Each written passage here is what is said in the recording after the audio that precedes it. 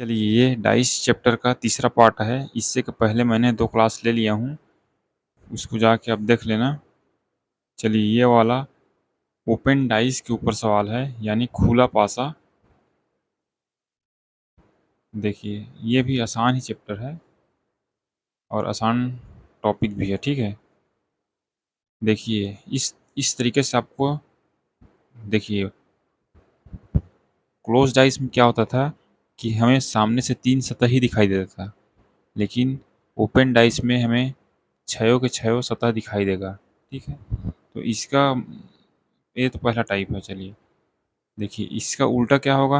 अगर मुझे कोई जेड का उल्टा पूछे तो एक छोड़कर एक्स होगा, यानी जेड का उल्टा क्या होगा, एक्स। और यहाँ वाई का उल्टा क्या होगा, जेड का उल्टा एक्स, वाई का उल्टा आर, और जो बच गया यहाँ पी बचा, यहाँ डब्लू बचा, तो पी का उल्टा क्या होगा, डब्लू। ठीक है, बहुत आसान है, बस ध्यान रखना। देखिए ये भी, अगर मुझे कोई चार का उल्टा पूछे तो चार का अगर मुझे कोई उल्टा पूछे तो चार का उल्टा एक छोड़ के छः को छोड़ दो, तीन होगा, ठीक है। अगर छः का उल्टा पूछे तो एक को छोड़कर ये वाला होगा, दो। और बच कौन गया, ए और सी, तो ए का उल्टा सी होगा, ठीक है। यहाँ भी वैसे होगा कि आर का उल्टा पूछे तो एक छोड़ के डी होगा, और बी का उल्टा पूछे तो एम होगा। बच कौन गया, ए और सी, तो ए का उल्टा सी होगा, ठीक है। चलिए अगर इसी में मुझे कोई पूछे कि इसमें ए का उल्टा क्या होगा, तो ए का उल्टा एक छोड़ के बी होगा,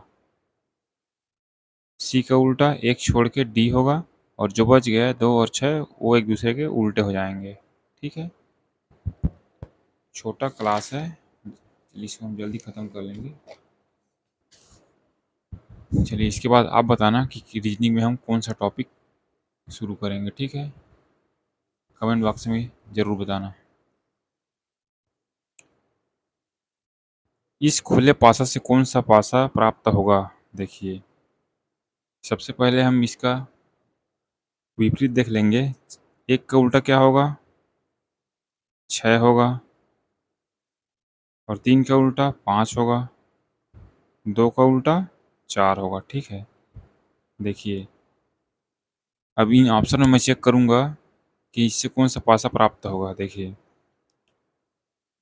एक का उल्टा क्या है, छः है, तो क्लोज डाइस में क्या होता है कि जब भी हम, अगर मुझे कोई उल्टा पूछे तो सामने में नहीं होना चाहिए। जैसे एक का उल्टा छः नहीं हो सकता, ठीक है, एक का उल्टा तीन नहीं हो सकता, मतलब जो सामने दिख गया वो एक दूसरे के उल्टे नहीं हो सकते।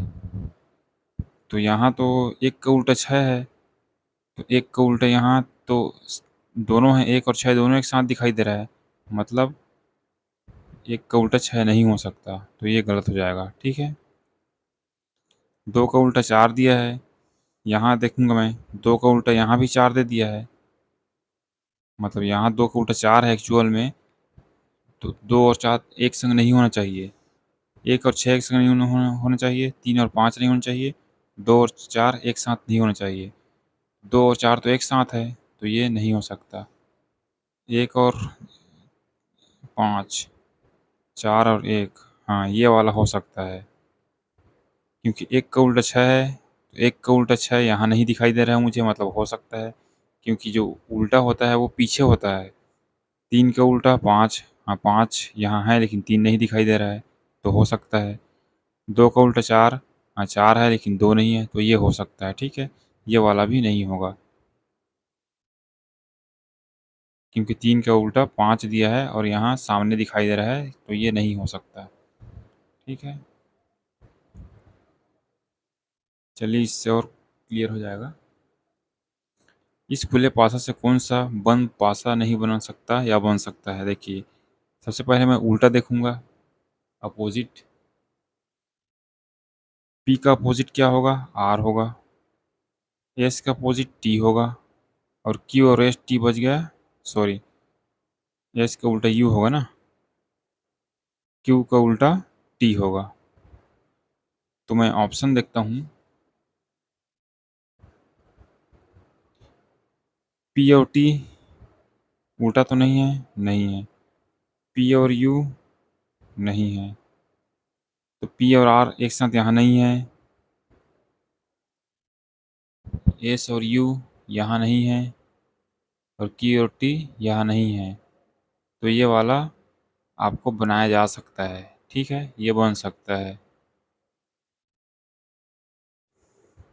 पी और यू, ठीक है, मैं ऑप्शन देखूंगा। क्यू और यू, एस और यू, हाँ तो ये भी बन सकता है, क्योंकि यहाँ पी आर एक साथ नहीं है, एस यू एक साथ नहीं है, क्यू टी एक साथ नहीं है, तो ये बन सकता है। ठीक है, और इसमें देखूंगा मैं पी और यू, ठीक है, पी और आर, हाँ ये नहीं हो सकता, क्योंकि यहाँ पी और आर एक दूसरे के उल्टे हैं, तो उल्टा वाला सामने फलक में नहीं होना चाहिए। ठीक है, ये वाला नहीं बन सकता, ये दोनों बन सकता है। इसको देख लेता हूँ। पी और आर नहीं है, एस और यू नहीं है, की और टी और नहीं है, तो ये बन सकता है। ठीक है, उम्मीद करता हूँ अगर ध्यान से इस क्लास को आपने देखा होगा तो इसके सारे सवाल आपको समझ में आ गया होगा। चलिए, मिलते हैं अगली क्लास में, तब तक के लिए धन्यवाद। और हाँ, कमेंट बॉक्स में ज़रूर बताना कि अगला टॉपिक कौन सा लूँगा। ठीक है।